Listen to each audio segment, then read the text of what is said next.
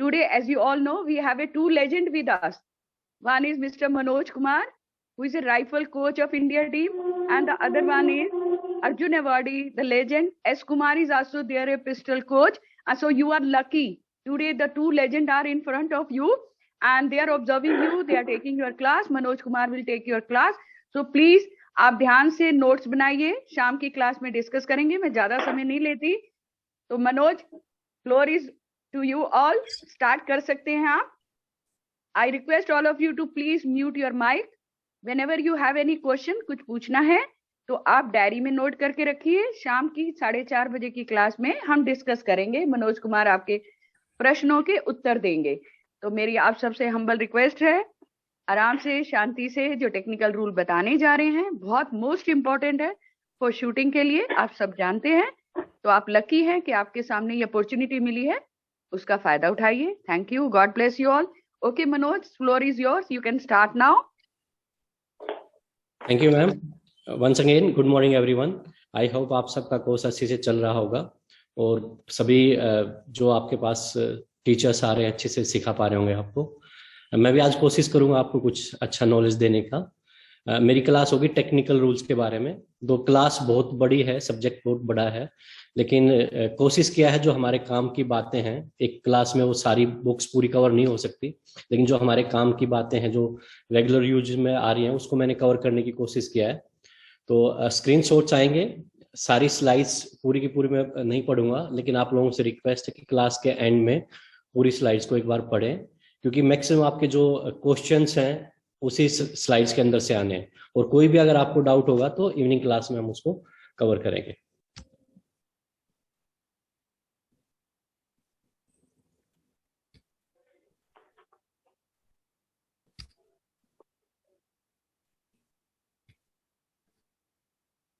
I hope slide start हो गए होंगे. मैं देख नहीं पा रहा हूँ. कोई एक yes. Okay. Yes, Manoj, go ahead.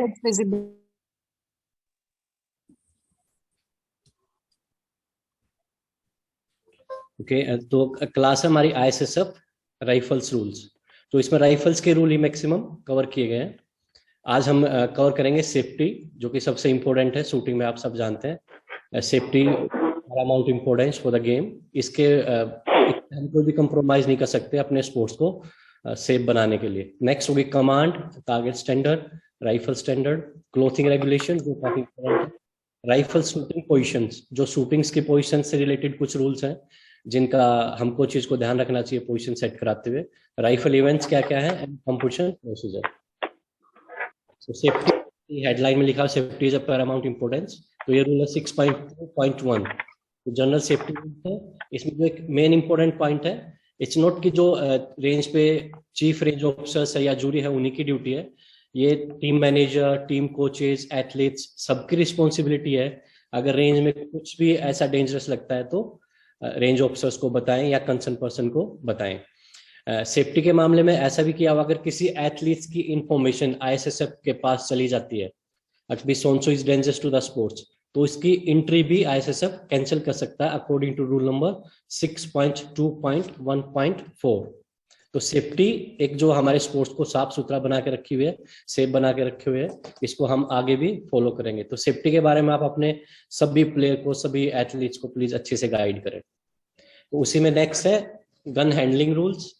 इसमें मेन इंपॉर्टेंट है सेफ्टी फ्लैग. सेफ्टी फ्लैग हमेशा जब आपकी पोजीशन में नहीं है, गन आपने राइफल वहां पे रखा हुआ है, तो इंसर्ट.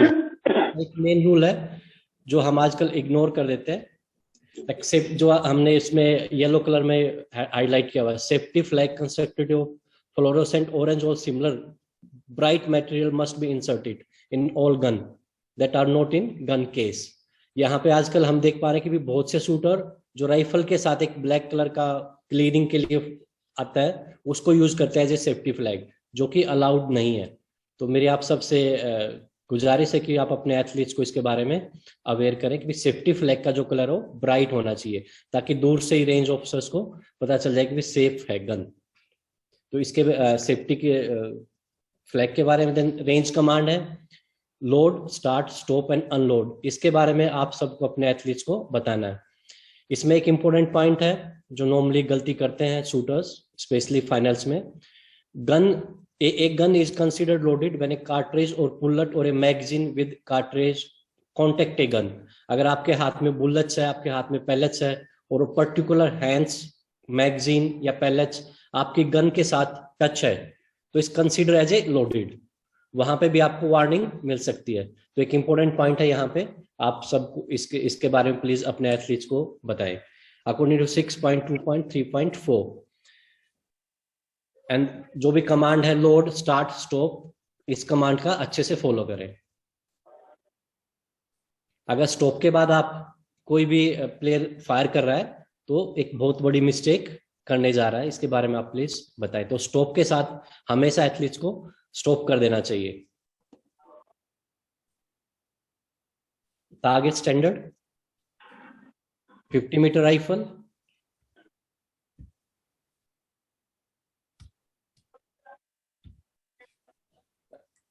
जो हमारे टारगेट स्टैंडर्ड्स हैं 50 मीटर्स के लिए, जैसे 10th रिंग की कितनी थिकनेस है, as a athletes, as a coach हमें पता होना चाहिए।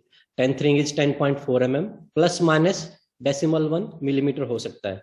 ब्लैक पार्ट कहां से स्टार्ट होता है? 3rd to 10th ring black part start होता है, और ब्लैक पार्ट की जो थिकनेस है 112.4 मिलीमीटर, प्लस माइनस 5 मिलीमीटर। तो हमारे टारगेट के सारे स्टैंडर्ड ISSF के द्वारा सेट किए गए, निर्धारित किए गए हैं। इसमें एक इंपॉर्टेंट पॉइंट है, अगर आपको छोटे साइज का टारगेट पेपर मिलता है शूटिंग के लिए, तो आप इंसर्ट की डिमांड कर सकते हैं। जो इंसर्ट का साइज है 200 millimetre into 200 millimetre. Even ring की थिकनेस भी यहाँ पे दी गई है 0.2 मिलीमीटर टू 0.3 मिलीमीटर। जो इसके अराउंड रिंग्स हैं, इसकी थिकनेस भी ISSF ने बताया है कि भी हमारी इसकी थिकनेस कितनी हो सकती है। उसमें कुछ एरर है जो यहाँ पे लाइक 0.2 मिलीमीटर टू 0.3 मिलीमीटर हो सकता है। 10th रिंग की जो थिकनेस है, 10th रिंग कितना हो सकता है? 10.4 millimetre, plus minus 1 millimetre. 9th, 8th, और जो मार्किंग है वो 1 to 8 रिंग दी गई है, हॉरिजेंटल एंड वर्टिकल। हमारा ब्लैक रिंग स्टार्ट होता है 3rd to 10th। A rifle के लिए यहाँ पे आप देख सकते हैं, ए राइफल का जो 10th रिंग है वो 0.5 मिलीमीटर है। एक पेन का जो हम डॉट लगाते हैं, जस्ट उतना ही हमारा रिंग है। तो इसके बारे में हमें पता होना चाहिए, हमारा एथलीट्स को पता होना चाहिए। 10th मीटर में जो हमारा रिंग स्टार्ट होता है वो 4 to 9 स्टार्ट, ब्लैक जो पार्ट स्टार्ट होता है वो 4 to 9 स्टार्ट होता है, स्टार्ट होता है, जिसकी थिकनेस 30.5 मिलीमीटर है। अगेन यहाँ पे एक हाईलाइट किया हुआ है, background card 170 millimetre into 170 millimetre similar colour का प्रोवाइड करना चाहिए रेंज पे, जब भी हम पेपर टारगेट पे फायर करते हैं। अगर कहीं किसी रेंज पे ये नहीं दिया जाता तो हम डिमांड कर सकते हैं एज एथलीट्स, और एज ए कोच आप डिमांड कर सकते हो। तो यहाँ पे रिंग की thickness 0.1 millimetre to 0.2 millimetre. 50 metre में जो रिंग की थिकनेस थी, जो मार्किंग किया हुआ है, वो 0.2 मिलीमीटर टू 0.3 मिलीमीटर है।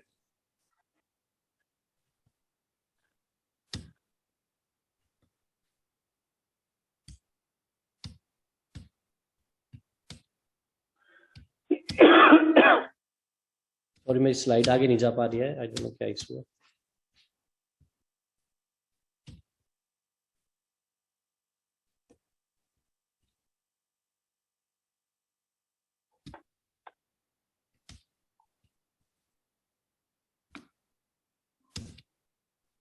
ओके, ये 10 मीटर का टारगेट, जो 10th रिंग की थिकनेस है 0.5 मिलीमीटर। जो अराउंड रिंग्स हैं, अराउंड में जो रिंग है, इनकी थिकनेस 0.1 मिलीमीटर टू 0.2 मिलीमीटर हो सकती है। यहाँ पे ब्लैक रिंग 4th से 10th तक है। 50 मीटर में ये 3rd रिंग से स्टार्ट होता है ब्लैक पार्ट टारगेट्स का। Again marking 1 to 8 horizontal and vertical. Ammunition जो हम यूज करते हैं उसका भी स्टैंडर्ड है, ISSF रूल 7.4.1। ये यहाँ पे सारे स्टैंडर्ड दिए गए हैं। Only single shot rifle must be manually loaded. जो हम राइफल यूज कर सकते हो सिंगल शॉट होनी चाहिए और मैनुअली लोडेड होनी चाहिए। 1 राइफल पर इवेंट, एक इवेंट में सिर्फ एक राइफल यूज नहीं कर सकते, लेकिन उसके बैरल, एक्शन, एसेसरीज वगैरह वो अलग हो सकती हैं, डिफरेंट हो सकती हैं। फिर भी हो जाता है गन एबल टू शूट, तो आप जूरी की परमिशन से दूसरी राइफल ले सकते हैं। कोई भी मूवमेंट और ऑसिलेशन रिड्यूशन सिस्टम हम अपनी राइफल पे या सिस्टम पे या मैकेनिज्म पे यूज नहीं कर सकते हैं। पिस्टल ग्रिप, अगर आप राइट हैंड आई से देखते हैं तो आपका राइट हैंड ग्रिप होगा, और ये इस तरीके से होना चाहिए कि भी हो आपके सीलिंग और लेफ्ट आर्म पे रेस्ट ना हो। इसके बारे में आगे कवर करूंगा जब मैं पोजीशन के बारे में डिस्कस करूंगा कि पिस्टल ग्रिप कहाँ पे टच नहीं होना चाहिए।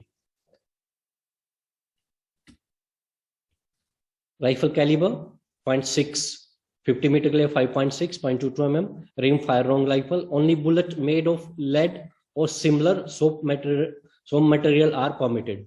लेड या उसके ही इक्विवेलेंट कोई सॉफ्ट मटेरियल से बने हुए जो बुलेट्स हैं वही परमिटेड। सेम 10 मीटर राइफल्स के लिए प्रोजेक्टाइल ऑफ एनी शेप, उसकी शेप कोई भी हो सकती है, मेड ऑफ लेड और सॉफ्ट मटेरियल, ये हमारी राइफल्स में परमिटेड है अकॉर्डिंग टू रूल 7.4.6। ये एमिनेशन का रूल है, ये अगेन ISSF के द्वारा ही निर्धारित किया गया है। साइट, यहाँ पे हम फ्रंट साइट रियर साइट के बारे में बता रहे हैं, साथ में ब्लाइंडर जो बहुत से शूटरों को नहीं पता होता और वो कंपटीशन के टाइम पे डिस्कस करते हैं। तो हम एक साइट ब्लाइंडर यूज कर सकते हैं जिसका यहाँ पे स्टैंडर्ड दिया गया 100 मिलीमीटर टू 30 मिलीमीटर। उसकी लेंथ जो है सेंटर से, जो हमारा आई का सेंटर है या आयरिस का सेंटर है, वहां से 100 मिलीमीटर लंबा हो सकता है और 30 मिलीमीटर चौड़ा हो सकता है। ए फ्रंट साइड और रियर साइड में भी हैव लाइट और टिंटेड लेंस और पोलराइजेशन फिल्टर और टिल्टेड लेंस यूज कर सकते हैं, लेकिन साइट के अंदर कोई भी लेंस का सिस्टम नहीं हो सकता। जो हमारी बैक साइट है या जो हमारा आइरिस है उसके अंदर हम लेंस नहीं लगा सकते हैं। एटलीस्ट एक करेक्टिव लेंस लगा सकता है उसके बाहर। ब्लाइंडर्स का मैंने बताया, ब्लाइंडर अटैच कर सकते हैं। और प्रिज्म और डिवाइस, अगर कोई शूटर राइट हैंडेड है लेकिन उसको लेफ्ट आई से शूट करना है तो उसमें एक एडजस्टमेंट प्रिज्म या कोई ग्लास वो यूज कर सकता है। इस केस में उसकी जो राइट आई है वहां पे ब्लाइंडर आएगा, तो ये एडजस्टमेंट शूटर कर सकते हैं। कई शूटरों को मैंने इंटरनेशनल लेवल पे भी देखा है, और राइट आई से एमिंग नहीं करते हैं, though they are right hand shooter, लेकिन वो लेफ्ट आई से एमिंग करते हैं, तो उसके लिए एडजस्टमेंट यूज कर सकते हैं, ये रूल में अलाउड है।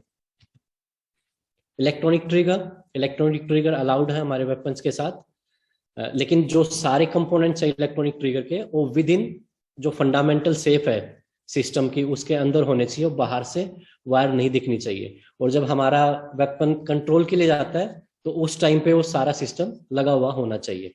तो according to rule 7.4.1.7 electronic trigger are allowed.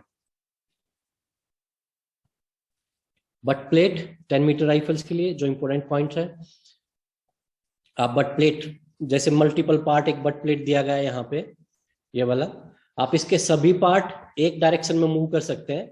Like इसको ऐसे नहीं कि आप एक पार्ट को लेफ्ट मूव कर दिया, सेकंड पार्ट को राइट मूव कर दिया, तो ऐसे नहीं, आप एक पार्ट सभी पार्ट को एक ही डायरेक्शन में मूव कर सकते हैं। अकॉर्डिंग टू रूल 30 मिलीमीटर आपका जो बैरल का सेंटर है उससे लेफ्ट या राइट मूव कर सकते हैं। आप इसको पैरेलल भी मूव कर सकते हो, लेफ्ट एंड राइट, एंड आप इसको रोटेट भी कर सकते हो, लेकिन वो जो राइफल का बैरल का सेंटर है उससे 30 मिलीमीटर लेफ्ट या राइट मैक्सिमम हो सकता है। यहाँ पे एक पहले पिक्चर होता था हमारे ISSF बुक में, जिसमें हम बट को ऐसे रोटेट नहीं कर सकते थे। आई होप आप देख पा रहे होंगे मेरे हाथ को, या आप इवनिंग क्लास में इसको क्लियर कर सकते हैं। हम ऐसे बट को ऐसे या ऐसे रोटेट कर सकते थे, लेकिन ऐसे रोटेट नहीं कर सकते थे।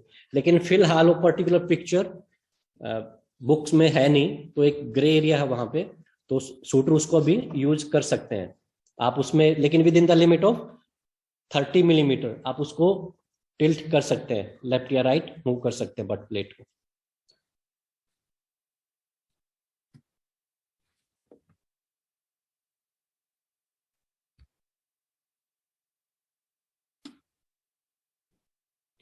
ये 10 मीटर के बारे में बताया गया, 10 मीटर राइफल्स के बारे में। ये thumb hole, thumb rest, palm rest, heel rest और spirit level are prohibited. 10 metre range पे आप थंब को रेस्ट नहीं दे सकते, थंब होल नहीं बना सकते, और स्प्रिट लेवल यूज नहीं कर सकते हैं। एक जो 50 मीटर में हम हील रेस्ट बनाते हैं 50 मीटर के लिए ग्रिप के लिए, वो भी आप 10 मीटर में यूज नहीं कर सकते हैं। A pistol grip must not be extended. ये पिस्टल ग्रिप के बारे में दिखाया गया है कि आपका पिस्टल ग्रिप जो है लेफ्ट राइट या अप एंड डाउन 60 मिलीमीटर से ज्यादा नहीं हो सकता है। ये आगे एक टेबल है उसमें भी कवर होगा। Lowest point of the but stroke between the pistol grip and but plate may not be more then 140 millimetre. ये यहाँ पे बता रहे जो हमारा ग्रिप और बट प्लेट के बीच का हिस्सा है, ग्रिप और बट प्लेट के बीच का जो हिस्सा है वो आपके जो बैरल के सेंटर से है 140 मिलीमीटर नीचे तक हो सकता है, उससे ज्यादा नीचे नहीं हो सकता है। आई होप आप लोगों को समझ में आया होगा। ग्रिप से बट के बीच का जो हिस्सा है उसके बारे में यहाँ पे बताया गया। According to rule 7.4.2.4 like 140 millimetre नीचे तक हो सकता है, उससे ज्यादा नीचे नहीं हो सकता है। ये rule basically wooden stock rifle पे अप्लाई नहीं होता है। जो आजकल हमारे राइफल्स है एल्यूमिनियम स्टॉक्स है वहां पे ये रूल अप्लाई होता है। अगर किसी के पास पुराने राइफल्स है वुडन स्टॉक तो वहां पे ये लिमिट अप्लाई नहीं होती है। लोअर पॉइंट ऑफ फोरहैंड जो हम पाम रेस्ट बोलते हैं, फोरहैंड बोलते हैं, उसका लोअर पॉइंट कितना हो सकता है 120 millimetre below the centre line of barrel. जो बैरल की सेंटर लाइन है उससे कितना नीचे तक मैक्सिमम जा सकता है 120 मिलीमीटर। तो ये हमें जब एयर राइफल आप सेट करते हैं किसी शूटर की तो वहां पे आप दे सकते हैं। यहाँ पे बताया गया आपका कोई इंक्रीज ग्रिप आप उस पे फोरहैंड पे नहीं लगा सकते हैं। पिस्टल ग्रिप या जो लोअर पार्ट है वहां पे हम उसको नहीं लगा सकते हैं।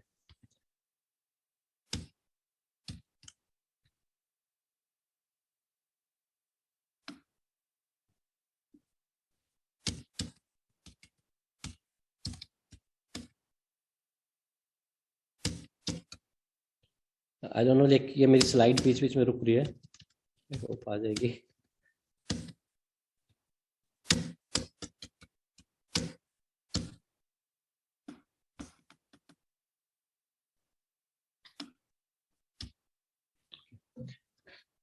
ये राइफल वेट हम कितना लगा सकते हैं, राइफल वेट और किस शेप में लगा सकते हैं। बैरल के ऊपर हम वेट लगा सकते हैं लेकिन with in 30 millimetre of radius. जो बैरल है उसके अराउंड 30 मिलीमीटर की रेडियस में आप वेट लगा सकते हैं, उससे ज्यादा दूर आप वेट नहीं लगा सकते हैं बैरल के ऊपर। Any device or projectile downwards or upwards from the butt stock are prohibited. Butt जो स्टॉक है उसके डाउनवर्ड्स या अपवर्ड कोई भी प्रोजेक्टाइल 10 मीटर रेंज पे अलाउड नहीं है। 50 मीटर के लिए अलग रूल है, वो आगे कवर हो जाएगा। Any device or weight projecting forward or laterally from the lower part of the butt plate are prohibited। जो butt plate का lower part है, पीछे वाला part है butt plate का, इसके यहाँ पे भी आप weight नहीं लगा सकते और इससे बाहर की तरफ भी अगर उसके जो मिनिमम डेप्थ है उससे बाहर ऊपर की तरफ भी weight नहीं लगा सकते। जो उसको क्रॉस करे, जो मिनिमम कर्व है राइफल का उसको उससे बाहर नहीं जाना चाहिए। Taping of any kind may not be used to attach weight to the rifle। किसी भी तरह की टेपिंग हम राइफल में जब वेट लगाते हैं तो अलाउड नहीं है। A weight may be attached to any part of rifle but the weight must be within the fundamental shape of the stock। हम वेट लगा सकते हैं कहीं पे भी किसी भी पार्ट में, लेकिन वो राइफल की जो फंडामेंटल शेप है उसको डिस्टर्ब ना करे। With in the fundamental shape अगर उसमें वेट आता है तो लगा सकते हैं। एंड आई होप आप सबको पता होगा राइफल का वेट कितना हो सकता है ए राइफल के लिए, मैक्सिमम 5.5 kg। उससे ज्यादा वेट हम एयर राइफल में यूज नहीं कर सकते। मिनिमम कितना भी हो सकता है लेकिन मैक्सिमम 5.5 kg यूज कर सकते हैं। ये यहाँ पे एयर राइफल्स का ही कुछ स्टैंडर्ड दिए गए, जैसे टनल के बारे में बताया गया, आगे एक चार्ट है वहां पे भी आप उससे भी क्लियर हो जाएंगे। यहाँ पे भी अगर आप ए पार्ट को देखेंगे, टनल कितनी लंबी हो सकती है, बी कितनी हाइट हो सकती है, सी सेंटर से और बैरल के सेंटर से साइड के सेंटर तक कितनी हाइट हो सकती है, सिस्टम की लेंथ कितनी हो सकती है, पूरा सिस्टम कितना लंबा है, ये आगे टेबल में कवर करेंगे। जो जी पार्ट है, जो कर्व है, एंड एच, ये सारे अभी नेक्स्ट होंगे। तो यहाँ पे अगर हम सी की बात करें तो ये 60 मिलीमीटर हो सकता है। जो टनल की लेंथ है वो 60 मिलीमीटर हो सकती है, हाइट 60 मिलीमीटर हो सकती है। जो डेप्थ है डी, फोरहैंड जो अभी हम बात कर रहे थे, सेंटर लाइन से 120 मिलीमीटर तक हो सकता है मैक्सिमम, या उसके विद इन रहना चाहिए। जो ई है ग्रिप का lowest part that is 60 millimetre हो सकता है सेंटर लाइन से, लेफ्ट एंड राइट। एंड जो नीचे है 160, आगे टेबल में कवर हो गए।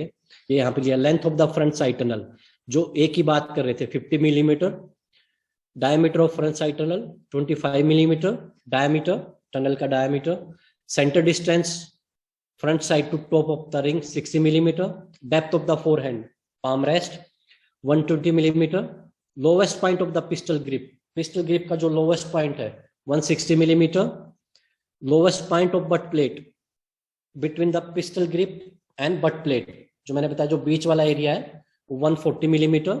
डेप्थ जो कर्व है बट प्लेट में, जैसे हम कर्व देते हैं ऊपर से खोलते हैं नीचे से खोलते हैं, ये जो कर्व है वो 20 मिलीमीटर हो सकता है जब हम इसको ऐसे मेजर करेंगे। फॉर एग्जांपल अगर ये बट प्लेट एक कर्व है तो एक स्केल रखा जाएगा यहाँ पे ऐसे, तो जो इसका मैक्सिमम डेप्थ है ये 20 मिलीमीटर हो सकती है, उससे ज्यादा नहीं हो सकती है। इसको आप इवनिंग की क्लास में अगर किसी को क्लियर नहीं हुआ तो प्लीज क्लियर कर सकते हैं। मैक्सिमम थिकनेस फोर हैंड की मैक्सिमम थिकनेस कितनी हो सकती है 160 मिलीमीटर। ये ए राइफल के लिए 60 मिलीमीटर, स्टैंडर्ड राइफल के लिए 300 मीटर के लिए 160 है। तो यहाँ पे जो स्टैंडर्ड दिए गए हैं 300 स्टैंडर्ड राइफल और ए राइफल काफी सिमिलर है, एक दो जगह पे ही थोड़े से चेंजेस हैं। Maximum distance of cheek piece from the vertical plane through the centre line of the barrel, जो चिक हम लेफ्ट एंड राइट मूव करते हैं सेंटर बैरल से 40 मिलीमीटर हो सकती है। Maximum distance of any part of pistol grip, pistol grip का कोई भी पार्ट सेंटर लाइन से लेफ्ट या राइट या हम उसको ऐसे टिल्ट करते हैं, that is like 60 millimetre. Offset of the but plate, जो ऑफसेट मैंने बताया था आप इसको लेफ्ट राइट मूव कर सकते हैं, आप इसको टिल्ट कर सकते हैं, टर्न कर सकते हैं, that is 30 millimetre. Trigger weight standard rifle के लिए 1500 ग्राम एंड एयर राइफल के लिए फ्री, हम कितना भी वेट रख सकते हैं। तो आई होप यहाँ से इस पिक्चर से मैक्सिमम्स आपके क्लियर हो गए होंगे। ए पार्ट 50 मिलीमीटर, जो डायमीटर है बी 25 मिलीमीटर, सी 60 मिलीमीटर, डी 120 मिलीमीटर, ई 160 मिलीमीटर, जो डी है depth that is 20 millimetre, and H is 153 millimetre. आपकी जो बट प्लेट है हील टू टो कितनी हो सकती है, दैट इज 153 मिलीमीटर। आजकल जो बट प्लेट आती है उसमें काफी एडजस्टमेंट होती है, तो हम उसको बहुत ऊपर और बहुत नीचे कर सकते हैं, लेकिन अकॉर्डिंग टू रूल 153 मिलीमीटर से ज्यादा लंबी butt plate heel to toe नहीं होनी चाहिए। ये .22 के लिए कुछ इसमें कुछ अलग रूल्स हैं .22 के लिए। जैसे यहाँ पे अगर आप देखेंगे डेप्थ जो 25 मिलीमीटर है, वो भी एक स्ट्रेट लाइन में हम मेजर करेंगे, उसको कर्व से कर्व मेजर नहीं करेंगे, ऐसे मेजरमेंट नहीं होता उसका एक स्ट्रेट लाइन में मेजरमेंट होता है, वो 25 मिलीमीटर है 50 मीटर के लिए। जो टेल की लेंथ है 153 मिलीमीटर। यहाँ पे वेट हम लगा सकते हैं, लेकिन वो 90 मिलीमीटर जो सेंटर है बैरल का सेंटर है उससे 90 मिलीमीटर डाउन और maximum end of the system से 700 मिलीमीटर लेंथ तक हो सकता है। 50 मीटर राइफल का वेट 8 kg मैक्सिमम। ये यहाँ पे डेप्थ दिया गया कि भी हमें कैसे मेजर करना है, और जो हमारा कर्व है कैसे हो सकता है। एक स्ट्रेट लाइन में 150, जो टेल की लेंथ है 153 मिलीमीटर, लेकिन अगर हम उसको कर्व में मेजर करेंगे तो 173 मिलीमीटर। नीलिंग रोल आप कैसे यूज कर सकते हैं। Kneeling roll का standard cylindrical shape roll is allowed for the shooting in the kneeling position. The dimension are as maximum 25 centimetre long, जो लेंथ है उसकी 25 सेंटीमीटर और जो डायमीटर है वो 18 सेंटीमीटर हो सकता है। It must be made of soft and flexible material. ये भी एक इंपॉर्टेंट बात है। मेरे पास कई दिन पहले एक फोन आया था किसी शूटर का, अक्सर हम एक रेक्टेंगल शेप में या एक स्क्वायर शेप में नीलिंग रोल यूज कर सकते हैं, तो हम नीलिंग रोल सिर्फ सिलेंड्रिकल शेप में ही यूज कर सकते हैं। इसके साथ एक सेपरेट पीस फ्लेक्सिबल मटेरियल का, जिसको पैड बोलते हैं, हम यूज कर सकते हैं नीलिंग पोजीशन में। उसका भी डायमेंशन है यहाँ पे 20 बाई 20 सेंटीमीटर, एंड जो उसकी थिकनेस है वो 10 मिलीमीटर जो थिकनेस है, और अगेन वो भी सॉफ्ट मटेरियल का होना चाहिए और फ्लेक्सिबल होना चाहिए, एंड कंप्रेसेबल भी मटेरियल होना चाहिए। ऐसे नहीं एक हार्ड मटेरियल आप वहां पे यूज करो, वो कंप्रेस होना चाहिए, एंड जो उसकी थिकनेस है मैक्सिमम 10 मिलीमीटर। पीस का size 20 by 20 centimetre. I hope एक बार आप इसको डाउट क्लास से पहले पढ़ेंगे तो आपको और क्लियर हो जाएगा। क्लॉथिंग स्टैंडर्ड, जो हम जैकेट एंड ट्राउजर यूज करते हैं, उसकी थिकनेस, स्टिफनेस, उसके बारे में यहाँ पे दिखाया गया है अकॉर्डिंग टू रूल 7.5.2। जो सिंगल थिकनेस है जैकेट्स की 2.5 मिलीमीटर, सिंगल फोल्ड में जो थिकनेस है 2.5 मिलीमीटर, डबल अगर हम उसको करते हैं तो 5 मिलीमीटर हो सकती है। शूज, जो शूटिंग शूज हम यूज करते हैं उसकी थिकनेस 4 मिलीमीटर, जो अंडरगार्म हम पहनते हैं, इनर्स वगैरह पहनते हैं, उनकी maximum thickness 2.5 millimetre single fold में, और डबल फोल्ड में 5.0 मिलीमीटर हो सकती है। रे एनफोर्समेंट जो हम यूज करते हैं पैड वगैरह नीलिंग में, या जैसे यहाँ पे यूज करते हैं, यहाँ पे यूज कर सकते हैं, नीलिंग में यूज कर सकते हैं, उसकी थिकनेस कितनी हो सकती है 10 मिलीमीटर। जो यहाँ पे पैड यूज करते हैं, यहाँ पे पैड यूज कर सकते हैं, उसकी थिकनेस यहाँ पे। ग्लव्स की थिकनेस 12 मिलीमीटर। तो सभी जो हम क्लोथिंग यूज करते हैं उसका एक स्टैंडर्ड है, उस स्टैंडर्ड के अंदर ही होनी चाहिए। ये मेजरिंग डिवाइस है थिकनेस स्टिफनेस के लिए।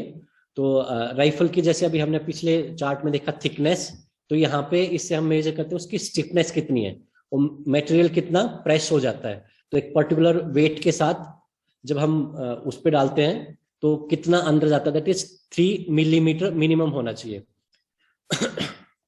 if the measuring cylinder is depressed at least 3.0 millimeter, the material is acceptable. अगर इससे कम डिप्रेस होता है तो वो फेल हो जाता है इक्विपमेंट। तो मिनिमम 3.0 mm डिप्रेस होना ही चाहिए, या उससे ज्यादा हो सकता है। Every part of jacket trouser must be capable of being measured within the 60 millimeter measuring cylinder. जो 60 मिलीमीटर का measuring cylinder है, इससे हम राइफल जैकेट और ट्राउजर का कोई भी पार्ट मेजर कर सकते हैं।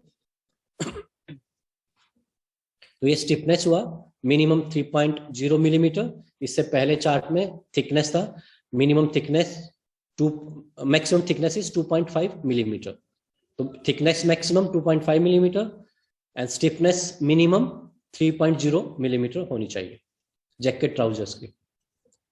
यहाँ पे बटन का कुछ कवर किया गया है। Jacket must not overlap more than 100 millimetre at the closure. ये बताया गया जैसे हम जैकेट लगाते हैं, सपोज यहाँ पे मेरे बटन है जैकेट्स के, यहाँ पे मेरे बटन है, ये मेरा एंड पार्ट है जैकेट्स का। तो हम बटन कितना अंदर लगा सकते हैं, कितना अंदर, लास्ट पार्ट से कितना अंदर हम लगा सकते हैं, दैट इज 100 मिलीमीटर। अगर वो उससे ज्यादा अंदर है तो जैकेट जो इक्विपमेंट कंट्रोल में फेल हो सकती है, और अगर आपने उसको पहन के यूज किया तो डिस्क्वालिफिकेशन भी किया जा सकता है। तो ये प्लीज सभी शूटरों को आप इसके बारे में बताएं, आपके जो बटन है जैकेट के वो कितने अंदर हो सकते हैं, अंदर। एंड देन एक ओवरलैप आता है जो 8 kg 6 kg या 8 kg का एक डिवाइस होता है जो 70 मिलीमीटर लगभग ओवरलैप उसका होना चाहिए। लाइक हमारी जैकेट इतनी ज्यादा टाइट नहीं होनी चाहिए भी हम उसको 70 मिलीमीटर और ओवरलैप ना कर पाए। तो एक ओवरलैप चेक करते हैं और एक कितना आपका बटन अंदर लग सकता है। आई होप ये क्लियर होगा सबको। बटन आप कितना अंदर लगा सकते हैं लास्ट पार्ट से, दैट इज 100 मिलीमीटर, और उसके साथ आपकी जैकेट इतनी ज्यादा टाइट नहीं होनी चाहिए कि भी ओवरलैप गेज में पास ना हो। जो ओवरलैप गेज होता है उसका वेट 6 to 8 kg होता है। जो हम डिवाइस यूज करते हैं ओवरलैप चेक करने के लिए, उसका वेट बताएगा यहाँ पे 6 to 8 kg। नॉर्मली 6 kg का क्वालिफिकेशन में होता है, और जब फाइनल में हम चेक करते हैं तो 8 kg गेज के साथ चेक करते हैं। बटन का जो साइज है 12 मिलीमीटर। ये यहाँ पे ट्राउजर के बारे में अगेन हमने थिकनेस पहले कवर किया था 2.5 मिलीमीटर, डबल फोल्ड में 5 मिलीमीटर। ट्राउजर में कोई भी पॉकेट्स हम नहीं लगा सकते, ऑल पॉकेट्स आर प्रोहिबिटेड। और ये normal waist belt not more than 40 millimetre wide. जो वेस्ट बेल्ट है तो कितनी वाइड हो सकती है, मैक्सिमम 40 मिलीमीटर। थिकनेस है 3 मिलीमीटर हो सकती है अगर आप बेल्ट यूज नहीं कर रहे हैं। The thickness of the vest belt exceed 2.5 millimetre, ये waste belt is not permitted. अगर आपकी जो वेस्ट आपने बनाया हुआ है ट्राउजर के ऊपर वेस्ट बेल्ट, अगर उसकी थिकनेस 2.5 मिलीमीटर से ज्यादा है तो आप अलग से बेल्ट यूज नहीं कर सकते हैं। Velcro closure combined with any other closure is prohibited. Like जैसे हम वेलक्रो से क्लोज करते हैं उसके साथ अगर हम हुक भी लगाएं तो वो अलाउड नहीं है, आप एक ही तरह का क्लोजर यूज कर सकते हैं। Trouser must be loose around the leg, important. हम ट्राउजर को बहुत ज्यादा टाइट नहीं बना सकते, जो लेग की शेप में आए, अराउंड द लेग वो लूज होना चाहिए। If special shooting trouser are not worn, ordinary trouser are allowed. अगर आपके पास स्पेशल ट्राउजर नहीं है तो आप नॉर्मल जो ट्राउजर हो, ऑर्डिनरी ट्राउजर हो, यूज कर सकते हैं। Shooting trouser must not be worn in rifle prone event. जो राइफल का प्रोन इवेंट है, सिंगल इवेंट है, वहां पे हम ट्राउजर यूज नहीं कर सकते हैं। लेकिन जब हमारा 3 पोजीशन में प्रोन इवेंट आता है, पोजीशन में प्रोन पोजीशन आती है, उस टाइम पे हम ट्राउजर यूज कर सकते हैं। सेम शूटिंग शूज के बारे में है, जो हमारा प्रोन इवेंट में हम शूटिंग शूज यूज नहीं कर सकते हैं, लेकिन जब हम 3 पोजीशन की प्रोन पोजीशन करते हैं, प्रोन पोजीशन में आते हैं, तो वहां पे हम ट्राउजर और शूटिंग शूज यूज कर सकते हैं। ग्लव्स के बारे में पहले थिकनेस हमने कवर किया। ग्लव्स की thickness 12 millimetre. Glove must not be extended more than 50 millimetre beyond the wrist. जो बियॉन्ड द रिस्ट है 50 मिलीमीटर ज्यादा अंदर तक नहीं हो सकता है, क्रिस्ट लाइन से 50 मिलीमीटर तक ही हो सकता है। Any strap or closure device at the wrist is prohibited. कोई भी क्लोजर और डिवाइस यहाँ पे अलाउड नहीं है आपके रिस्ट को रिस्ट्रिक्ट करने के लिए। सिलिंग की जो विड्थ है वो 40 मिलीमीटर हो सकती है। यहाँ पे सिलिंग की थिकनेस के बारे में कुछ नहीं लिखा गया है, तो कोई भी थिकनेस आप यूज कर सकते हैं। जो इसकी विड्थ है वो 40 मिलीमीटर लिमिट है, मैक्सिमम जहाँ तक हो सकती है, इससे ज्यादा नहीं हो सकता। वाइजर और कैप, उसके बारे में cap may not touch the back side. यहाँ पे एक इम्पोर्टेंट पॉइंट है, जो हम कैप पहनते हो बैक साइड के साथ टच नहीं होनी चाहिए किसी भी पोजिशन में। एक cap may extend forward of the at least forehead no more than 80 millimetre. जो हमारा कैप का पीक है, एंड है, वो फोरहेड से यहाँ तक 80 मिलीमीटर हो सकता है, उससे ज्यादा आगे नहीं हो सकता। उससे छोटी कैप यूज हो सकती है, कहने का मतलब आप बहुत बड़ी पीक की कैप यूज नहीं कर सकते हैं। उसकी भी एक लिमिट है, वो आपके फोरहेड से 80 मिलीमीटर होनी चाहिए। और कैप में नोट भी लाइक हम कैप को इस तरह से नहीं पहन सकते कि वो आपके साइड ब्लाइंडर का काम करे। आपको कैप स्ट्रेट ही पहनना, आप उसको साइड ब्लाइंडर की तरह यूज नहीं कर सकते हैं। शूज, जो हमारे शूटिंग शूज है, उसका भी एक स्टैंडर्ड है, उसकी एक फ्लेक्सिबिलिटी, यहाँ पे एक पर्टिकुलर डिवाइस आता है, इसके साथ जब हम उसको चेक करते हैं तो मिनिमम जो है एटलीस्ट हो 22.5 degree with a force of 50 newton metre. जब हम उस पर एक पर्टिकुलर फोर्स अप्लाई करते हैं 50 न्यूटन मीटर, तो उसका जो एंगल हो 22.5 डिग्री मिनिमम होना चाहिए। अगर वो वहां तक नहीं पहुंचता तो आपका शूज बहुत ज्यादा स्टिफ है और ये अकॉर्डिंग टू रूल पास नहीं होगा। तो शू की फ्लेक्सिबिलिटी भी ऐसे टेस्ट की जाती है। शू की थिकनेस मैंने पीछे कवर किया था, 4 मिलीमीटर, इंपॉर्टेंट पॉइंट है। अब आते हैं हम शूटिंग पोजीशन रूल्स। जो हम पोजीशन कंस्ट्रक्ट करते हैं अपने प्लेयर की, उसके बारे में यहाँ पे बताया गया है। तो हम पहले कवर करते हैं नीलिंग। नीलिंग में touch the firing point surface, toe right, foot right. Kneeling जैसे आप सबको पता है, right the rifle may be held with both hand normal.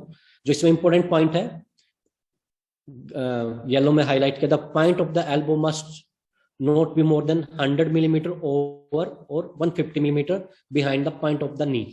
ये यहाँ पे बोलना चाह रहे हैं, जो आपका नी का पॉइंट है, नी के सेंटर से ओवर जब हम प्लेस करेंगे, आई होप आप देख पा रहे होंगे, जब हम प्लेस करेंगे नीलिंग, तो नी के सेंटर से ओवर आपका जो लास्ट एंड है वो 100 मिलीमीटर हो सकता है। अगर आप ये वाली पोजीशन यूज करते हैं तो ये 150 मिलीमीटर हो सकता है। नी के सेंटर से आप कितना पीछे आ सकते हैं, 150 ओवर 100 मिलीमीटर। तो एक पॉइंट जब आप किसी शूटर की नीलिंग पोजीशन कंस्ट्रक्ट करते हैं, बनाते हैं, तो इस पॉइंट का ध्यान रखें भी आपका ओवर में 100 मिलीमीटर और बिहाइंड में 150 मिलीमीटर मैक्सिमम हो सकता है। No part of the rifle may touch the sling or its attachment. कोई भी राइफल का पार्ट सीलिंग के साथ टच नहीं होना चाहिए, लाइक ग्रिप या जो हमारा ट्रिगर गार्ड, ये हम सीलिंग के साथ टच नहीं होना चाहिए। राइफल में भी supported by ceiling, but four hand behind the left hand must not touch. हम वो यूज कर सकते हैं फोर हैंड नीलिंग पोजीशन में, जैसे स्टैंडिंग में यूज कर सकते हैं। उसकी थिकनेस भी आप कम ज्यादा कर सकते हैं, वहां पे कोई लिमिट नहीं है। लेकिन वो आपकी जो जैकेट है, जैकेट का जो ये हिस्सा है, इसके साथ टच नहीं होना चाहिए।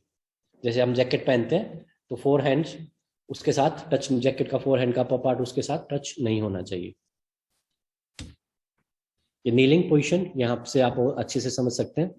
जैसे संजीव ने यूज किया है, ये अगर आप एरो देख पा रहे हैं तो ये नी के सेंटर से आप 15 सेंटीमीटर नीचे आ सकते हैं, 150 मिलीमीटर नीचे तक आ सकते हैं मैक्सिमम। इससे ज्यादा नीचे अगर आप आएंगे तो आपको वार्निंग मिलेगी और आपको पोजीशन चेंज करनी पड़ेगी। ओवर में सपोज कोई नी के ओवर में यूज करता है, यहाँ पे ऐसे एल्बो यूज करता है, तो वो 100 मिलीमीटर आगे तक जा सकता है, बहुत ज्यादा आगे नहीं जा सकता है। सीलिंग का कोई भी पार्ट आपके ग्रिप के साथ टच नहीं होना चाहिए। जो फोर हैंड है, ये जहाँ पे जिसने फोर हैंड यूज किया है, ये जैकेट के साथ टच नहीं होना चाहिए। तो ये आप नीलिंग पोजीशन में कर सकते हैं। नीलिंग पोजीशन में एक पॉइंट और है आगे जो इम्पोर्टेंट है, जो हम शूटिंग बैट है उसको हम यूज कर सकते हैं नीलिंग में। किसी भी एक सिंगल पॉइंट पे हम यूज कर सकते हैं, या तीनों पॉइंट पे यूज कर सकते हैं, या 2 पॉइंट पे यूज कर सकते हैं। लाइक अगर किसी शूटर को मैट यूज करना है, वो सिर्फ नीलिंग रोल मैट के ऊपर रख सकता है, नीलिंग रोल और राइट नी मैट के ऊपर रख सकता है, या तीनों points left foot right knee और नीलिंग रोल मैट के ऊपर रख सकता है, या सिर्फ राइट फुट मैट के ऊपर रख सकता है, लेफ्ट फुट मैट के ऊपर रख सकता है, या राइट नी मैट के ऊपर रख सकता है। तो हम मैट को किसी भी तरह से यूज कर सकते हैं। बेसिकली 1 पॉइंट पे, 2 पॉइंट पे या 3 पॉइंट पे हम यूज कर सकते हैं। यहाँ पे जो रेड में एक इंपॉर्टेंट पॉइंट है, जो हम नीलिंग रोल यूज करते हैं, उसके बाद आप शू का एंगल कितना दे सकते हैं। अगर आप नीलिंग रोल यूज कर रहे हैं तो शू का एंगल कितना दे सकते हैं। जैसे सपोज अगर ये शूज है, नीलिंग रोल है, तो आप इसका एंगल कितना दे सकते हैं, इसके बारे में बताया गया। वो मैक्सिमम 45 डिग्री, अगर इससे कम है एंगल तो आपको वार्निंग मिल सकती है, आपकी पोजीशन चेंज करने के लिए बोला जा सकता है। अकॉर्डिंग टू रूल 45 डिग्री से ज्यादा आप शू को टर्न नहीं कर सकते अगर आप नीलिंग रोल यूज कर रहे हैं।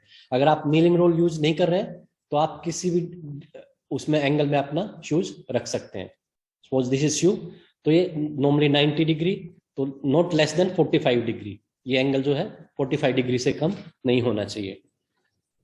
अगर नीलिंग रोल यूज नहीं कर रहा है तो आप किसी भी एंगल में उसको रख सकते हैं। No portion of the upper leg or buttock may touch the surface of the firing point. जो अपर लेग है, अपर लेग और बटक्स हैं, जो यहाँ पे ग्राउंड के साथ टच नहीं होने चाहिए और शूटिंग मैट के साथ टच नहीं होने चाहिए। इवन अगर आप नीलिंग रोल यूज नहीं कर रहे हैं वो भी वो टच नहीं होना चाहिए। नॉर्मल आप एक बार इसको पूरा अच्छे से पढ़ लें। जो इंपॉर्टेंट पॉइंट पे लाइक शूज का एंगल एंड आप मैट कैसे यूज करते हैं। प्रोन पोजीशन आपको आगे पिक्चर से और क्लियर हो जाएगा प्रोन पोजीशन के बारे में। जैसे नीलिंग के कुछ रूल थे वैसे प्रोन पोजीशंस के रूल हैं। आपका जो दोनों एल्बो है, दोनों एल्बो ग्राउंड से क्लियरली विजिबल होनी चाहिए, like right elbow and left elbow. और जो लेफ्ट एल्बो का एंगल है ग्राउंड के साथ मिनिमम 30 डिग्री होना चाहिए। मैक्सिमम कितना ही हो सकता है, मिनिमम 30 डिग्री होना चाहिए। मिनिमम 30, मैक्सिमम आप 40 डिग्री, 50 डिग्री, 60 डिग्री कितना भी रख सकते हैं, लेकिन मिनिमम 40 डिग्री होना चाहिए। अगेन यहाँ पे भी रूल है, आपका जो सीलिंग और राइफल के साथ टच नहीं होना चाहिए। राइफल का कोई भी पार्ट सीलिंग के साथ टच नहीं होना चाहिए। जैकेट्स अगेन राइफल का जो स्टॉक है उसके साथ टच नहीं होनी चाहिए। अगर आप राइट हैंड एमिंग आई यूज कर सकते हैं तो लेफ्ट हैंड की तरफ ही आप ब्लाइंडर यूज करते हैं। आप साइड ब्लाइंडर इसमें यूज नहीं कर सकते। नॉर्मल सेम चीज जो अभी प्रोन पोजीशन में आप, no part of the rifle may touch the sling or attachment, both forearm और sleeves from the jacket must be visible rise from the surface of the firing point. Surface से visibly rise होनी चाहिए जो भी cover किया। The right hand may not touch the left hand. जो right hand है, जो हमारा ग्रिप हैंड हो, लेफ्ट हैंड के साथ टच नहीं होगा। ग्रिप भी लेफ्ट हैंड के साथ टच नहीं होगा। और सीलिंग का कोई भी पार्ट आपके राइट हैंड या राइफल के साथ टच नहीं होगा। Shooting trouser must not be worn in rifle prone event. पहले भी कवर किया, राइफल प्रोन इवेंट में हम ट्राउजर या शूटिंग शूज नहीं पहन सकते हैं। 3 पोजीशंस के इवेंट, 3 पोजीशन के टाइम पे जब हम प्रोन पोजीशन करते हैं तो उस टाइम हम पहन सकते हैं।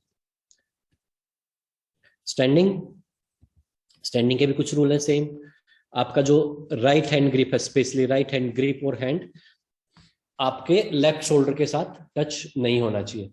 आपकी राइफल यहां तक टच हो सकती है, राइट शोल्डर के पार्ट, जैसे ये राइट शोल्डर, राइट चेस्ट बोलते हैं, तो यहां तक आपकी राइफल टच हो सकती है। इससे आगे आपकी राइफल टच नहीं हो सकती। आप इस तरह से सपोर्ट कर सकते हैं, लेफ्ट एल्बो को सपोर्ट कर सकते हैं। तो बेसिकली पिछली स्लाइड्स में स्टैंडिंग पोजीशन के बारे में बताया गया है। ये athletes must stand free without any artificial और अदर स्पोर्ट्स। कोई अदर स्पोर्ट्स हम नहीं ले सकते, बोथ फीट पे खड़े हो सकते हैं। On the firing point surface और ऑन द शूटिंग मैट। यहाँ पे भी आप शूटिंग मैट के ऊपर भी पोजीशन ले सकते हैं आप स्टैंडिंग की। राइफल में भी held with both hand, same. और राइफल हम कैसे होल्ड करते हैं उसके बारे में बताया। Rifle must not touch the jacket और chest beyond the area of right shoulder. Beyond the area of right shoulder आपकी राइफल टच नहीं होनी चाहिए। अगर आप राइट हैंड शूटर है, लेफ्ट हैंड के लिए अपोजिट हो जाएगा ये। The left arm, left upper arm and elbow में be supported to the chest or on the hip. If a belt is worn, the buckle or fastening must not be used to support the left arm or elbow.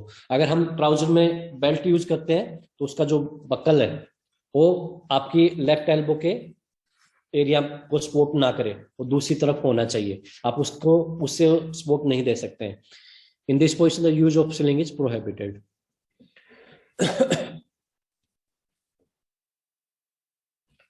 जैसे अगर हम belt use करते हैं तो जो belt का buckle है वो आपके इस एरिया में नहीं होना चाहिए, आप इसको इस एरिया में रख सकते हैं। लेकिन आपके elbow right side, left side का जो एल्बो का पार्ट है वहां पे बकल नहीं लगा सकते हैं बेल्ट का। वहां पे कोई ओवरलैप भी नहीं कर सकते आप बेल्ट का। जैसे हम बेल्ट को फास्टन करते हैं तो जो ओवरलैप बनता है वो भी आपका इस एरिया में नहीं आ सकता।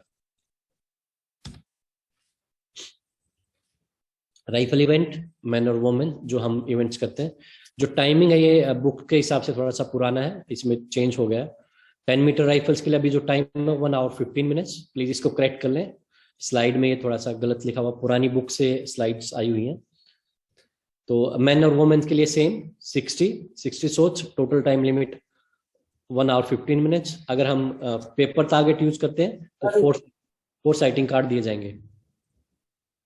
सर 1 मिनट ये दोबारा रिपीट करना सर, टाइमिंग जो आपने बोल ली है सर, अभी चेंज हो गई है जो 10 मीटर ए राइफल मैन और वोमेन, यहाँ पे जो टाइम दिया गया है 1 आवर 30 मिनट्स है।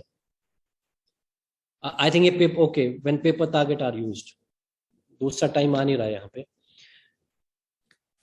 ओके जब हम पेपर टारगेट यूज करते हैं तो 1 आवर 30 मिनट्स है, और जब हम इलेक्ट्रॉनिक पे शूट करते हैं तो 1 आवर 15 मिनट्स है मैन और वोमेन के लिए।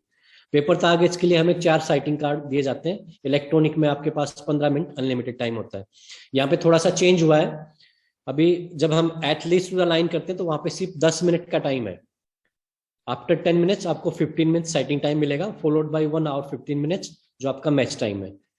मिक्स के लिए जो हमारे 30 शॉट चलाने हैं, 30 shots 30 minutes, 20 shots 20 minutes.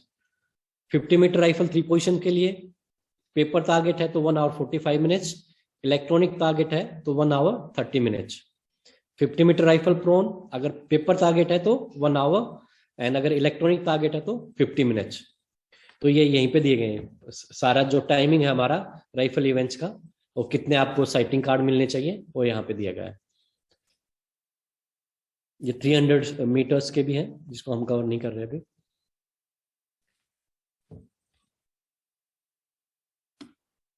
Rifle specification table पहले भी कवर किया। वेट 10 मीटर राइफल मैन और वुमेन के लिए 5.5 kg, 50 metre 3 positions and prone के लिए मैन एंड वुमेन दोनों के लिए 8 kg। पहले एक रिस्ट्रिक्शन था वुमेन के लिए 6.5 kg था, लेकिन अब वो रिस्ट्रिक्शन नहीं है, सेम वेट अभी 8 kg।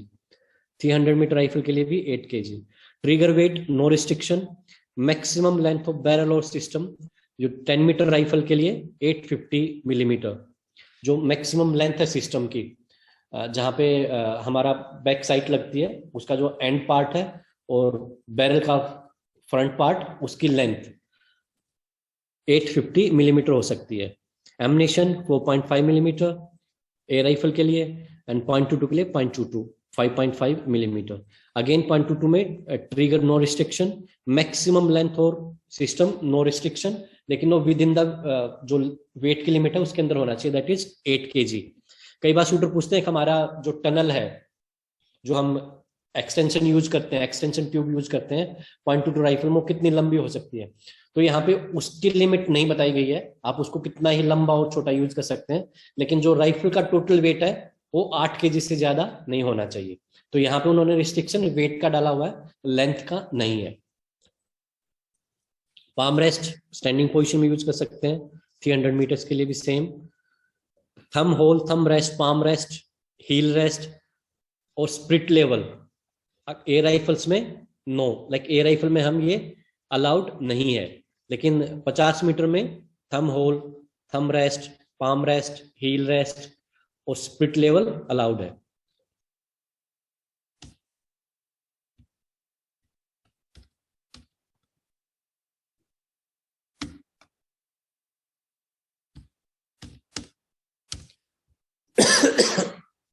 कमांड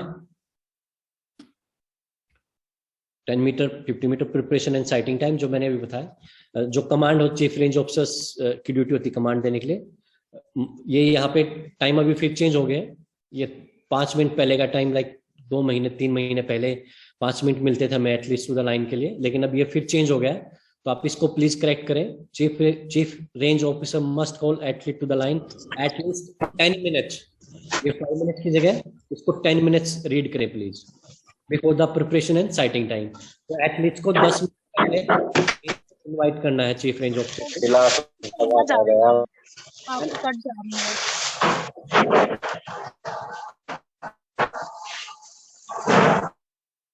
एंड उसके बाद आपको 15 minute preparation and sighting time मिलेगा। जो साइटिंग टारगेट है must be visible at least 10 minutes. यहाँ पे 5 मिनट नहीं, यहाँ पे 10 मिनट्स आएगा। जो साइटिंग टारगेट है आपका प्रिपरेशन एंड साइटिंग टाइम से 10 मिनट पहले विजिबल होना चाहिए। कमांड दी के preparation and sighting time, no shot में be fire before the command.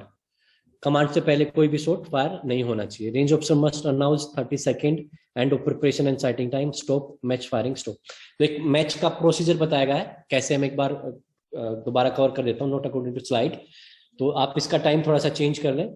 तो range officer must call athletes to the line 10 minutes before the preparation and start time, followed by 15 minutes preparation and start time, and then according to event your match time.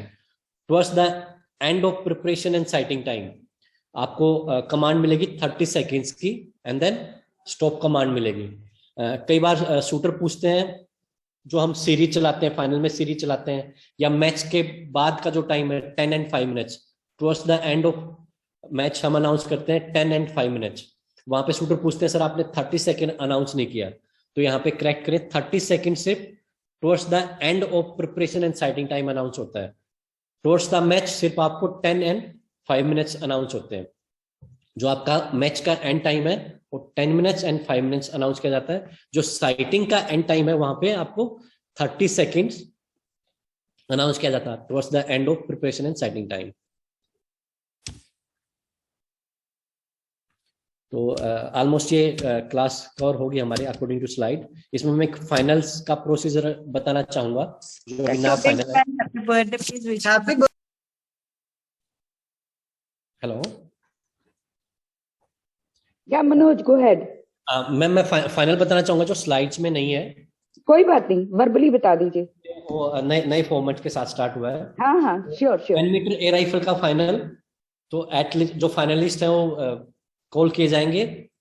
Like हम वहां से start करते हैं, 1 by 1 athletes का introduction होगा। They will face towards Spectator. जब तक last athlete का इंट्रोडक्शन कंप्लीट नहीं हो जाता, सभी फाइनलिस्ट स्पेक्टेटर को फेस करेंगे। उसके बाद फाइनलिस्ट को कमांड मिलेगी, फाइनलिस्ट टू द लाइन और athlete to the line. After 1 minute command मिलेगी 6 मिनट। वहां पे पहले 5 मिनट्स था प्रिपरेशन एंड साइटिंग टाइम, तो ये भी अभी चेंज हुआ रिसेंटली, वो वहां पे 6 मिनट हो गया है। तो वहां पे कमांड मिलेगी preparation and sighting time start, that is 6 minute now. आप इसको नोट कर सकते हैं। तो आप वहां पे एथलीट जो है, फाइनलिस्ट जो है, अपना साइटिंग स्टार्ट करते हैं 6 मिनट्स के लिए। वहां पे जब वो साइटिंग टाइम एंड्स हो रहा होगा तो कमांड मिलेगी 30 सेकेंड, देन स्टॉप। देन आपको कमांड मिलेगी फर्स्ट कंपटीशन सीरीज। तो फर्स्ट कंपटीशन सीरीज जहां पे भी अनाउंस होते हैं राइफल्स में फाइनल के टाइम पे, मींस 5 शॉट्स। तो एथलीट्स को 5 शॉट्स फायर करने हैं with in the time limit 250 second. 250 second में एथलीट्स को 5 शॉट चलाने हैं सीरीज में। वहां पे अगर एथलीट्स के सामने टाइम डिस्प्ले नहीं है, इस बात पे ध्यान दें एक बार प्लीज। अगर एथलीट्स के सामने टाइम डिस्प्ले नहीं है तो चीफ रेंज ऑफिसर्स की ड्यूटी है कि वो वहां पे उनको warning they 10 second and 5 second. अगर कोई एथलीट्स लेट हो रहा है विद इन द टाइम, तो वहां पे वार्निंग मिलती है 10 second and 5 second. It's means आपके पास 10 सेकंड बचे एंड 5 सेकंड बचे सीरीज कंप्लीट करने के लिए। अगर आपके सामने टाइम डिस्प्ले नहीं हो रहा है, अगर आपके सामने टाइम डिस्प्ले हो रहा है तो ये कमांड आपको नहीं मिलेगी। तो इस बात का प्लीज ध्यान दें towards the end of series. लेकिन अगर सभी एथलीट्स टाइम से पहले सीरीज खत्म कर देते हैं तो आपको डायरेक्ट कमांड स्टॉप मिलती है। फॉर एग्जाम्पल अगर जैसे हमारा एयर राइफल में 250 सेकेंड है, नॉर्मली 200 सेकेंड्स में सभी एथलीट्स अपनी सीरीज कंप्लीट कर लेते हैं, तो वहां पे डायरेक्ट कमांड स्टॉप मिलेगी and then followed by announcement one more series. तो इस तरह से 3 सीरीज चलेंगी, 5-5 शॉट की 3 सीरीज, टाइम लिमिट वही 250 सेकेंड। तो फर्स्ट सीरीज के बाद रैंकिंग अनाउंस हो गई, second series and then third series. Third series के बाद जो लोवेस्ट 2 एथलीट्स होंगे, 8 में से जो लोवेस्ट 2 एथलीट्स होंगे उनको पोजीशन डिसाइड हो जाएगी 7th एंड 8th एंड उनको एलिमिनेट कर दिया जाएगा आफ्टर 3 सीरीज। उसके बाद वन मोर सीरीज, जो हमारे 6 एथलीट्स बचे हैं वो एक सीरीज और चलाएंगे, टाइम लिमिट सेम 250 सेकेंड। ये 4th सीरीज हो जाएगी हमारी। 4th सीरीज के बाद 2 मोर एथलीट्स जो 5th एंड 6th प्लेस पे होंगे उनको एलिमिनेट कर दिया जाएगा। तो लाइक 4th सीरीज के बाद 5th एंड 6th डिसाइड हो जाएगा। उसके बाद again one more series that is 5th series, same time 250 second. वहां पे हमारा bronze medallist and 4th place का शूटर डिसाइड हो जाएगा। तो 5th सीरीज के बाद सिर्फ 2 एथलीट्स रहेंगे फायरिंग पॉइंट्स पे जो गोल्ड मेडल मैच खेलेंगे, और gold medal match single shot on command. इसके बाद जो 5th सीरीज का स्कोर है वो 0 हो जाएगा दोनों एथलीट्स के लिए, दोनों सेम स्कोर पे रहेंगे, 0 पे रहेंगे एंड उनको सिंगल शॉट ऑन कमांड मिलेगा। यहाँ पे कोई साइटिंग टाइम नहीं है, लेकिन यहाँ पे कोच 1 मिनट का टाइम लेके अपने शूटर से बात कर सकता है। सॉरी। तो प्लीज यहाँ पे ध्यान दें, जब हमारे पास 2 शूटर एथलीट्स रहते हैं फाइनल्स में गोल्ड मेडल मैच के लिए, और उनका जब सेटअप टाइम होता है टारगेट का, तो वहां पे भी कोच अपने एथलीट से जाके बात कर सकता है जूरी की परमिशन से। टाइम लिमिट 1 मिनट, वहां पे 1 मिनट के लिए आप बात कर सकते हैं एथलीट से। तो हमारे सामने 2 एथलीट्स हैं, single shot on command fire करेंगे। यहाँ पे सिंगल शॉट का टाइम लिमिट है 50 सेकेंड। तो फर्स्ट शॉट के बाद जिसका हाईएस्ट शॉट होगा उसको 2 पॉइंट मिलेंगे, जिसका लोवेस्ट रहेगा उसको कोई पॉइंट्स नहीं मिलेगा। अगर दोनों एथलीट्स सेम शॉट चलाते हैं लाइक 10.5 तो दोनों को 1-1 पॉइंट मिलेगा। जो भी एथलीट्स पहले 16 पॉइंट लेगा वो गोल्ड मेडल मिलेगा उसको, और सेकंड वाले को सिल्वर मेडल मिलेगा। अगर बाय चांस दोनों एथलीट्स सेम टाइम 16 शॉट पे पहुंचते हैं, 16 हो जाते हैं, तो इसके बाद जो भी नेक्स्ट शॉट पे एथलीट्स का स्कोर ज्यादा रहेगा, जिस भी एथलीट्स का स्कोर ज्यादा रहेगा उसको गोल्ड मेडल मैच मिलेगा। सर लास्ट वाला दोबारा बता दो, 1 मिनट। लास्ट वाला पॉइंट सिंगल शॉट। जी सर। जैसे हमारे 2 एथलीट्स रहेंगे सामने फायरिंग पॉइंट्स पे, वहां पे कोच जाके बात कर सकता है इस टाइम पे जब उनका टारगेट सेट हो रहा है। यहाँ पे कोई साइटिंग टाइम नहीं मिलेगा उनको, तो कमांड को उनको सिंगल शॉट फायर करना है, टाइम लिमिट 50 सेकेंड। तो हर शॉट के बाद जिसकी हाईएस्ट वैल्यू रहेगी उसको 2 पॉइंट मिलेंगे, जो लोएस्ट रहेगा उसको कोई पॉइंट्स नहीं मिलेगा। जो भी एथलीट्स पहले 16 पॉइंट पे पहुंच जाएगा वो विनर डिक्लेयर हो जाएगा। लेकिन अगर बाई चांस दोनों एथलीट्स के पॉइंट 16 हो जाते हैं, तो जो भी एथलीट्स का पॉइंट नेक्स्ट शॉट पे या उससे नेक्स्ट शॉट पे क्रॉस कर जाएगा वहां पे गोल्ड मेडल मिल जाएगा। फॉर एग्जांपल 16 हो गया, नेक्स्ट शॉट भी दोनों एथलीट्स ने सेम चलाया, 17 हो गया, नेक्स्ट शॉट भी सेम चलाया उन्होंने तो 18 हो गया। लेकिन नेक्स्ट शॉट में किसी एक एथलीट्स को 2 पॉइंट मिल गए और दूसरे एथलीट्स को कोई पॉइंट्स नहीं मिला, तो जिसने 2 पॉइंट्स लिए आगे निकल गया वो विनर डिक्लेयर हो जाएगा। बिल्कुल सिंपल है इसमें भी। Sorry, bronze medal match. Bronze medal match आपका 5th सीरीज में डिसाइड हो गया। Okay, thank you. मैं सीरीज का फिर बता देता हूँ। फर्स्ट 3 सीरीज के बाद 7th एंड 8th डिसाइड हो जाएगा। 4th सीरीज के बाद 5th एंड 6th डिसाइड हो जाएगा, एंड 5th सीरीज के बाद ब्रॉन्ज एंड 4th प्लेस का शूटर डिसाइड हो जाएगा। सीरीज का टाइम 250 सेकेंड, सिंगल शॉट जो गोल्ड मेडल के लिए होगा वो 50 सेकेंड है। सर 50 सेकंड में सर लास्ट में कितने शॉट चलाने होंगे? एक shot 50 single shot on command भैया, single shot on command. Final के टाइम पे जो मैच होता है सिंगल शॉट ऑन कमांड, मैंने पहले ही बताया, वहां पे सिंगल शॉट चलेगा 50 सेकंड में। वो भी कमांड के ऊपर आपको कमांड मिलेगी, for the next competition shot load and start. Load and start command के बीच में 5 सेकंड का गैप होता है। सर जैसे टोटल स्टैंडिंग में फाइनल में कितने राउंड चलाने होते हैं? नहीं, ये डिपेंड करेगा। देखो सीरीज तक तो 25 शॉट चलेंगे सीरीज तक। उसके बाद जैसे सिंगल शॉट चलेगा, अगर सपोज दोनों एथलीट्स टक्कर के हैं तो ज्यादा शॉट चलेंगे, लेकिन अगर एथलीट्स में काफी डिफरेंस है तो कम शॉट चलेंगे। तो वहां पे ऐसे नहीं होता आपको कितने शॉट चलाने, जो एथलीट्स पहले 16 पॉइंट ले लेगा। मींस कम से कम 8 शॉट तो फायर होंगे ही सर। मिनिमम 8 शॉट तो फायर, बिल्कुल। सर 25 तक कोई फिक्स नहीं है, उसके बाद थोड़ा ऊपर नीचे हो सकता है। हाँ, हर एक सिंगल शॉट के बाद वो पॉइंट डिसाइड हो जाएंगे, तो वहां पे पॉइंट्स के हिसाब से देखा जाएगा। जो एथलीट्स पहले 16 पॉइंट ले लेगा वो विनर हो जाएगा। सर शॉट ऑन कमांड जो 50 सेकंड वाला है, उस 50 सेकंड में वेपन रेस्ट कर सकता है? बिल्कुल रेस्ट कर सकता है। अपना शॉट चला के 30 सेकंड के बाद एथलीट्स नीचे रख सकता है। उसके बाद नहीं सर, अगर ड्यूरिंग द प्रिपरेशन सपोज उसने उठा लिया कमांड पे, वेपन उठा लिया, उसको बीच में अगर रखना है और फिर वापस उठाना, तो कर सकता है? बिल्कुल कर सकता है। उसका टाइम है 50 सेकंड के अंदर उसको शॉट चलाना है। अगर बाई चांस वो शॉट नहीं चला पाता तो उसको वैसे ही कोई पॉइंट नहीं मिलेगा। और सर पिस्टल में भी सेम रहेगा क्या? हाँ, एयर पिस्टल का भी सेम प्रोसीजर है। Air rifle, air pistol same procedure. और मैं आप लोगों को 3 पोजिशन का फाइनल जो है इवनिंग में कवर करूंगा। एक बार 3 पोजिशन का फाइनल हम कैसे खेलते हैं उसका इवनिंग में, और आप लोगों को जो डाउट्स है तो इवनिंग में क्रॉस करूंगा। हेलो सर, ये जो आपने बताया जो गोल्ड मेडल के लिए जो वो फाइनल होता है उनका दोनों का, तो उसमें 16 पॉइंट उसी में से ले, जैसे 10.5 ले लिए एक शॉट में उसने, और फिर अगले में मतलब कि 16 बराबर हो गए, तो 2 शॉट में ही विनर हो जाएगा सर वो? ये सीरीज के अकॉर्डिंग कुछ ऐसा है? एक शॉट पे सिर्फ 2 ही पॉइंट मिलेंगे, तो 2 शॉट्स में कैसे वो विनर हो सकता है? 2 शॉट में तो उसको 4 ही पॉइंट मिले ना। अच्छा, वो है, ठीक है सर। भी हर एक शॉट के साथ 2 पॉइंट्स मैक्सिमम ले सकता है एथलीट्स। अगर दोनों के शॉट्स बराबर रहे तो 1-1 पॉइंट मिलेगा। सपोज दोनों एथलीट्स हर शॉट्स में सेम शॉट चलाते 10.5 या 10.6, तो सभी को 1-1 पॉइंट मिलता चला जाएगा। जिस भी एथलीट्स के पहले 16 पॉइंट हो जाएंगे वो विनर हो जाएगा। अब क्लियर हो गया sir, thank you sir. Sir hello. हाँ बोलो भी। सर 5th सीरीज में ब्रॉन्ज मेडल डिसाइड होगा, राइट? या bronze and 4th place. Sir उसमें अगर सर 3rd and 4th जो, उसमें कैसे डिसाइड होगा सर? आपका ना आवाज सुन नहीं पाया मैं बीच में, एक बार फिर बोलेंगे? हेलो हेलो हेलो, एक बार फिर बताएं प्लीज। सर 5th सीरीज में जो ब्रॉन्ज मेडल डिसाइड होगा, अगर 3rd and 4th शूटर का स्कोर अगर सेम रहेगा तो फिर कैसे डिसाइड होगा सर वो? उनको 1-1 शॉट और चलाया जाएगा, टाई शूट।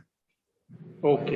यहाँ पे भी एलिमिनेशन आता है किसी भी एथलीट्स का, अगर वो लाइक 6th and 7th का स्कोर फॉर एग्जांपल सेम है, क्योंकि फर्स्ट 3 सीरीज के बाद 7 और 8 को निकलना है, लेकिन 7 और 6 का तो स्कोर सेम है, तो हम किसको एलिमिनेट करें? तो वहां पे भी एक टाई शॉट चलाया जाएगा, single shot on command. Only for that 2 shooters, right? हाँ, ओनली फॉर दैट 2। वो कमांड मिलेगी, शूटर फॉर सोंसोलेन एंड सोंसोलेन, next competition shot load and start. तो वहां पे जिसका शॉट ऊपर रहेगा वो फाइनल में कंटिन्यू रहेगा, जिसका कम रहेगा वो उसको पोजीशन डिसाइड हो जाएगी। तो सेम ब्रॉन्ज के लिए जैसे आपने 3rd and 4th के लिए पूछा, अगर दोनों का स्कोर सेम है 3rd and 4th पोजीशन के लिए, तो सिर्फ ये 2 प्लेयर 1 शॉट और चलाएंगे, और जिसका हाईएस्ट स्कोर रहेगा उसको ब्रॉन्ज, लोवेस्ट वाले को 4th पोजीशन मिल जाएगी।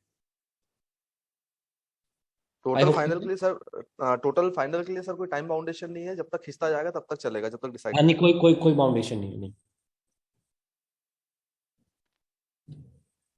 Thank you so much, Manoj. What a Thank you, ma'am. Thank you sir, thank you.